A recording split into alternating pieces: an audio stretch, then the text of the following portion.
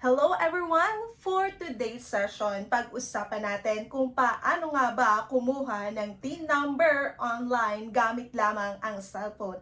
Kaya nga kung nagkataon na wala ka pang TIN number, eto na, saktong-sakto ito para sa inyo. Kaya naman, unahin na natin ang mga kakailanganin na natin. Una ay ang inyong Gmail or email address. Make sure ito ay active at nabubuksan. Dahil ito ang gagamitin natin sa pag-access ng ating Orus account. So, let's start.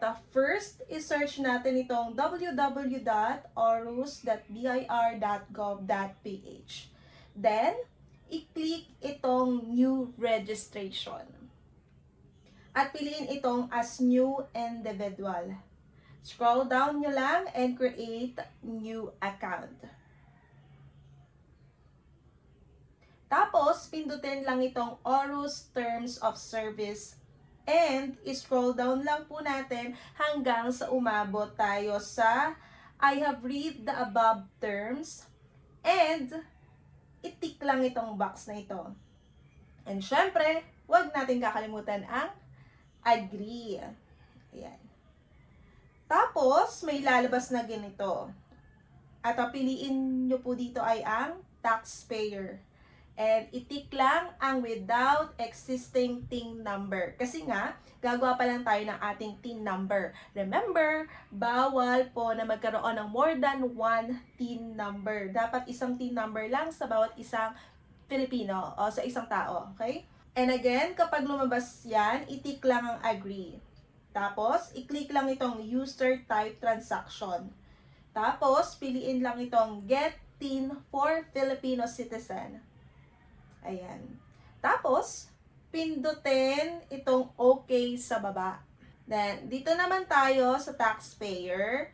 Ayan. Dito tayo sa taxpayer type. Ang pipiliin naman natin ay Execute Order number 98.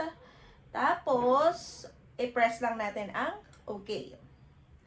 Next naman ay yung pag-fill up ng personal information ninyo. Katulad nga ng inyong first name, middle name, last name, of course, suffix kung meron man.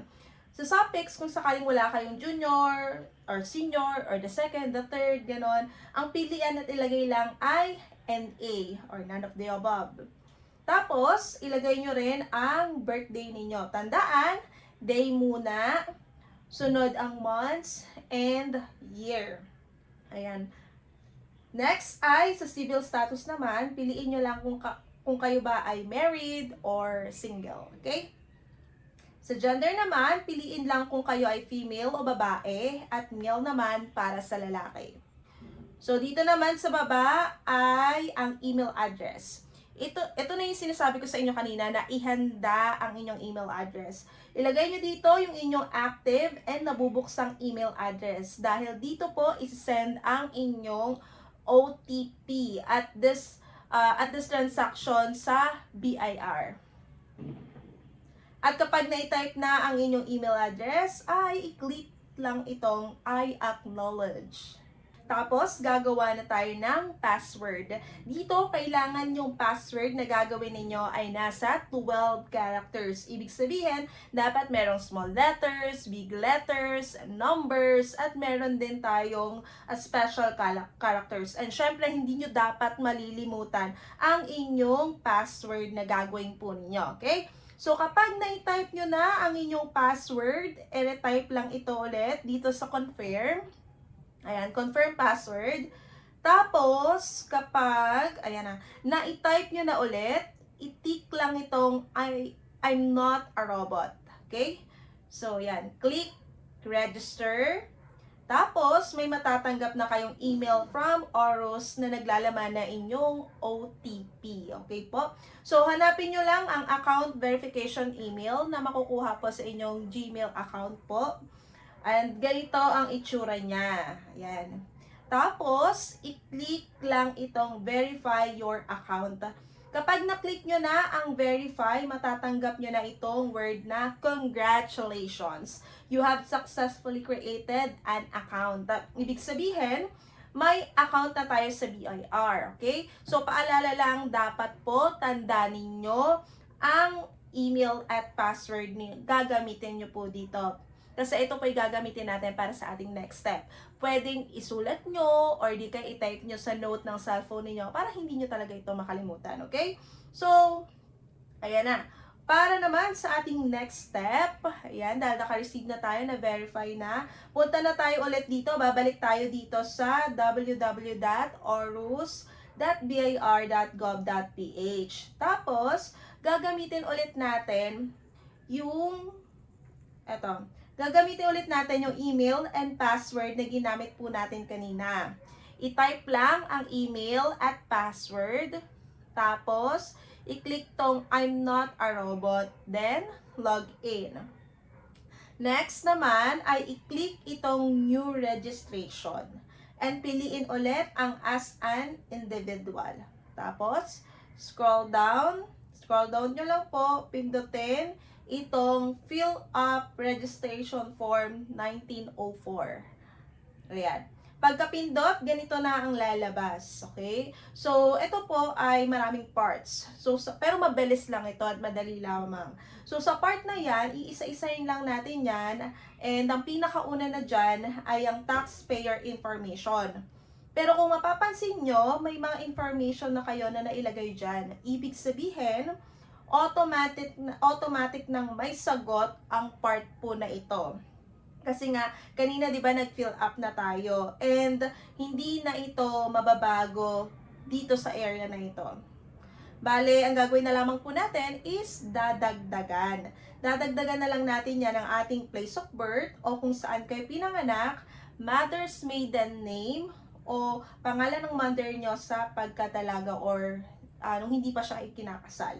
Okay? Next is father's name o pangalan ng tatay ninyo and ang inyong contact number. Kapag okay na, let's just click continue. Next part naman ay ang inyong address o kung saan kayo nakatira. Sagutan lamang po ito and ilagay lang ang province, city, barangay, yan, street, ayan, at yung number po. Pero kung di naman ito applicable, wala po kayo nito, pwede naman po ilagay ninyo is NA. Okay? Then, kapag may information ng lahat, i-click lang ang continue.